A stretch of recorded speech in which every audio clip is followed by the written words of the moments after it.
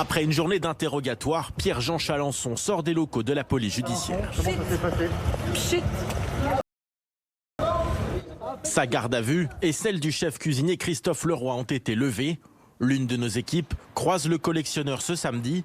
Il revient sur cette journée d'interrogatoire. Ils ont été super et c'est vraiment la police sont des gens merveilleux et en tout cas voilà. Ben, tout va très bien, merci en tout cas. Ce sont des gens adorables, ça s'est très bien passé et c'était plus une audition qu'autre chose, voilà. Selon le parquet, aucun élément n'indique pour le moment la présence d'un ministre lors de ces dîners, mais les enquêteurs continuent de soupçonner les deux hommes d'avoir organisé des repas au Palais Vivienne à Paris et rue Quentin-Bochard. Devant les enquêteurs, l'avocat du chef cuisinier a mis en avant le caractère privé du lieu de réception en s'appuyant sur une décision du Conseil constitutionnel relative au domicile privé. Les sages ont rappelé que c'était un sanctuaire en domicile et que les réglementations ne pouvaient pas se transposer comme le gouvernement à l'époque et le Parlement l'avaient imaginé. Pour l'avocat du cuisinier, la présence de cartons d'invitation et le caractère payant de ces dîners ne changent en rien la nature des événements.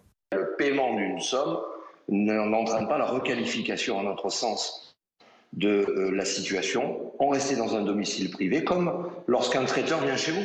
Il ne repart pas sans se faire payer. Lequête a été ouverte pour travail dissimulé. Les enquêteurs vont essayer de déterminer si ces événements s'apparentent à de la restauration. Les policiers vont devoir vérifier si M. Leroy ou M. Chalençon ont employé des personnes qui sont venues à leur domicile. Et si ces personnes ont été payées et ont été payées en liquide, c'est du travail illégal. Et là, c'est une autre infraction, c'est un autre délit. Dans la semaine, des perquisitions ont été menées au domicile du chef cuisinier Christophe Leroy, mais aussi au Palais Vivienne, propriété de Pierre-Jean Chalençon. Rencontré jeudi soir, il nous faisait part de son étonnement. Bon, le problème, c'est que ça prend des proportions totalement surréalistes. Hier matin, des enquêteurs se sont également entretenus avec la gardienne de l'immeuble du Palais Vivienne.